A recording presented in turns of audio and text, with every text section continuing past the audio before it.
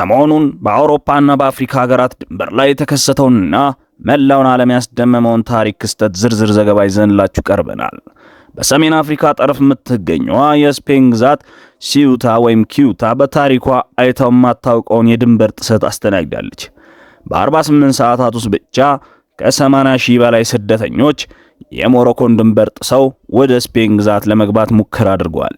ይህ ክስተት በስፔን መንግስት ዘንድ የድንበር ወረራና ታላቅ የደህንነት ስጋት ተብሎ የተገለጸ ሲሆን ታንኮችንና ወታደራዊ ኃይልን እስከ ማሰማራት አድርሶታል። ክስተቱ በአውሮፓ ህብረት ደረጃ ከፍተኛ የአስቸኳይ ጊዜ ስብሰባ እንዲጠራና በስፔንና በሞሮኮ መካከል አዲስ የዲፕሎማሲ እሳት እንዲነሳ ምክንያትም ሆኖታል ይሉታል። በዛሬው ዘገባችን ይህ ድንገተኛ የህዝብ ፍልሰት እንዴት ተከሰተ? የማህበራዊ ሚዲያ ሐሰተኛ መረጃዎች ለዚህ ቀውስ የነበራቸው ሚና ምንድነው? የስፔን የሞሮኮና የአውሮፓ ህብረት አቋም ምን ይመስላል? የሚሉትን ነጥቦች በዝርዝር ዳሰሳ እናደርጋለን። ሰላም ውድ የቻናላችን ተመልካቾቻችን፣ ቻናላችንን ሰብስክራይብ እንዲሁም ቪዲዮዎቻችን ሌሎች ሰዎች ጋር እንዲደርስ ላይክ፣ ሐሳብ አስተያየታችሁን ኮሜንት ቦክስ ላይ አስቀምጡልን እንላለን። እስከ መጨረሻው ድረስ አብራችሁን ቆዩ። ወደ ትንታኔው ስናመራ ሲዩታና ሜሊሊያ በሰሜን አፍሪካ የሜዲትራኒያን ባህር ጠረፍ ላይ የሚገኙ ነገር ግን በስፔን አስተዳደር ስር ያሉ ሁለት ራስ ገዝ ከተሞች ናቸው። እነዚህ ከተሞች አፍሪካን ከአውሮፓ ህብረት ጋር በየብስ የሚያገናኙ ብቸኛ መግቢያዎች በመሆናቸው ለበርካታ ዓመታት በሺዎች የሚቆጠሩ ስደተኞች የመጨረሻ መዳረሻቸው ለማድረግ ይሞክራሉ። ነገር ግን በቅርቡ የተከሰተው ሁኔታ ከዚህ ቀደም ከታዩት ሁሉ የተለየና እጅግ ግዙፍ ነበር። በአጭር ሰዓታት ውስጥ በ10 ሺዎች የሚቆጠሩ ወጣቶች፣ ቤተሰቦችና ህፃናት በሞሮኮ የድንበር አጥር በኩልና የባህር ድንበር መከላከያዎችን በመዋኘት አጥቅተው ለመግባት ሞክረዋል።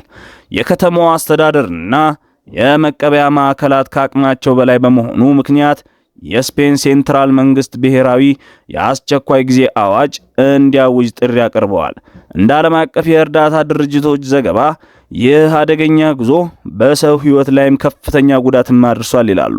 በባህር ላይ በተደረገው አደገኛ ዋናና በድንበር አጥሮች ግፊያ ምክንያት ከ100 በላይ ሰዎች ህይወታቸውን እንዳጡ የተረጋገጠ ሲሆን በርካቶች ደግሞ የደረሱበት አልታወቀም። የስፔን የባህር ጥበቃና የቀይ መስቀል ሰራተኞች በርካቶቹን ከስምጥ ባህር ለማዳን ሌሊትና ቀን ሲሰሩ ውለዋል። ለመሆኑ ይህን ያህል ግዙፍ ቁጥር ያለው ህዝብ በድንገት ወደ ድንበሩ እንዲጎርፍ ያደረገው ዋና ምክንያት ምንድን ነው? ይህንን ስንመለከት የፖለቲካና የደህንነት ተንታኞች እንደሚሉት ከሆነ ለዚህ ክስተት መቀስቀስ ዋናው ምክንያት በቲክቶክ በፌስቡክና በኢንስታግራም ላይ በስፋት የተሰራጨው አሳሳች መረጃ ነው። በቅርቡ የስፔን ከፍተኛ ፍርድ ቤት በባህር ገብተው የሚያዙ ስደተኞችን በተመለከተ ያሳለፈውን ህጋዊ ውሳኔ መሰረት በማድረግ በሞሮኮና በሰሜን አፍሪካ የማህበራዊ ሚዲያ ገጾች ላይ የስፔን ድንበር ክፍት ሆኗል፣ በባህር የገባ ማንኛውም ሰው አይመለስም የሚል ሐሰተኛ ወሬ በሰፊው ተሰራጨ። ይህ መረጃ በፍጥነት በመሰራጨቱ በ10 ሺዎች የሚቆጠሩ ሰዎች እድላቸውን ለመሞከር ወደ ሲዩታ ድንበር እንዲመርጉ አድርጓል። ሁለተኛውና ዋነኛው ምክንያት የኢኮኖሚ ልዩነትና የወጣቶች የሥራ ዕድል እጦት ነው። በሞሮኮና በሌሎች የሰሃራ በታች የአፍሪካ ሀገራት ያለው የኢኮኖሚ ውጥረት ወጣቶች የተሻለ ህይወት ፍለጋ ህይወታቸውን አደጋ ላይ ጥለው ወደ አውሮፓ ለመሻገር እንዲሰደዱ አስገድዷቸዋልም ይላል። ይህ ቀውስ ወዲያውኑ ወደ ታላቅ የጂኦፖለቲካዊ ውጥረት ተቀይሯል። የስፔን ጠቅላይ ሚኒስትር ፔድሮ ሳንቼዝ ሁኔታውን ለመቆጣጠር ወታደራዊ ኃይልና ወደ ሲዩታ እንዲላክ አዘዋል። በሲዩታ ጎዳናዎች ላይ የታጠቁ ወታደሮችና የፖሊስ ኃይሎች ጥበቃ ሲያደርጉ ታይተዋል። በሌላ በኩል በስፔንና በሞሮኮ መካከል ያለው ዲፕሎማሲያዊ ግንኙነት እንደገና ተቃውሞ ገጥሞታል። በርካታ የስፔን ባለስልጣናት ሞሮኮ የድንበር ጥበቃዋን በማላላቷና ፍሰቱን ባለማስቆሟ ምክንያት ይህ ቀውስ ተፈጥሯል ሲሉ ይወቅሳሉ። ጉዳዩ የስፔን ብቻ ሳይሆን የመላው አውሮፓ ህብረት ስጋት በመሆኑ በብራስልስ ውስጥ የውስጥ ጉዳይ ሚኒስትሮች የአስቸኳይ ጊዜ ስብሰባ አካሂደዋል። የአውሮፓ ህብረት የሲዩታ ድንበር የአውሮፓ ህብረት የውጭ ድንበር በመሆኑ ጥበቃው ተጠናክሮ ይቀጥላል ሲል ለስፔን ሙሉ ድጋፉን ገልጿል። ሆኖም ግን እንደ ጣሊያን ያሉ የህብረት አባል ሀገራት የስፔን ድንበር ጥበቃ መላላት አውሮፓን አደጋ ላይ ጥሏል በሚል የድንበር ቁጥጥር ስምምነቶችን ለመሰረዝ እስከ ማስፈራራትም ደርሷል ይባላል። በስፔንና በሞሮኮ የጋራ ስምምነት መሰረት ወደ ሲዩታ ከገቡት ከ80 ሺህ በላይ ስደተኞች መካከል ከ70 ሺህ በላይ የሚሆኑት በፈቃደኝነትና በግዳጅ ወደ ሞሮኮ እንዲመለሱ ተደርገዋል። የስፔን ባለስልጣናት በ24 ሰዓታት ውስጥ አብዛኛውን ድንበር በቁጥጥር ስር መዋል ችለዋል። ሆኖም ግን አሁንም ቢሆን በሺዎች የሚቆጠሩ ስደተኞች በሲዩታ የመጠለያ ማዕከላት ውስጥ ይገኛሉ። ከእነዚህም ውስጥ ከፍተኛ ቁጥር ያላቸው አጃቢ የሌላቸው ሕፃናትና ታዳጊዎች አሊያም አንአካምፓኒድ ማይነርስ መሆናቸውን ሰብአዊ ቀውሱን አወሳስቦታል።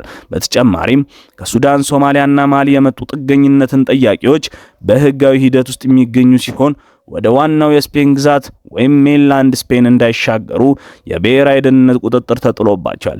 ይህ ክስተት የሚያሳየው የአውሮፓ የስደተኞችን ፍሰት ለመግታት የምታደርገው ጥረት አሁንም ቢሆን ውስብስብና ዘላቂ መፍትሄ የሚያስፈልገው መሆኑን ነው። የተከበራችሁ የቻናላችን ተከታዮች በሲዩታ ስፔን የተከሰተው ይህ ታሪካዊ የስደተኞች ቀውስ በአውሮፓና በአፍሪካ ህብረት መካከል አዲስ የስደተኞች ፖሊሲ ክለሳ እንዲደረግ አስገዳጅ ሁኔታ ፈጥሯል። እናንተስ በዚህ ጉዳይ ላይ ምን ታስባላችሁ? የማህበራዊ ሚዲያ ሐሰተኛ መረጃዎች በስደተኞች ህይወት ላይ የሚያደርሱት ተጽዕኖ እንዴት መታገስ አለበት? ወይም የአውሮፓ ህብረት የስደተኞችን ቀውስ ለመፍታት ምን አይነት ዘላቂ መፍትሄ መከተል አለበት? አሊያስ ስደተኞችን እንዲሁ በነፃ በቀላሉ ማስገባት አለበት ትላላችሁ? ሐሳብና አስተያየታችሁን ኮሜንት መስጫው ላይ ጻፉልን። ቪዲዮውን ከወደዳችሁት ላይክ እና ሼር በማድረግ ለሌሎች እንዲደርሱ ያድርጉ። አዳዲስና ፈጣን ዓለም አቀፍ የዜና መረጃዎች በየዕለቱ እንዲደርሷችሁ ደግሞ ቻናላችንን ሰብስክራይብ በማድረግ የደውል ምልክቷን ይጫኑ። እስከሚቀጥለው ዘገባችን ድረስ በሰላም ቆዩልን እንላለን። እናመሰግናለን። ሰላም በእናንተ ላይ ይስፈን።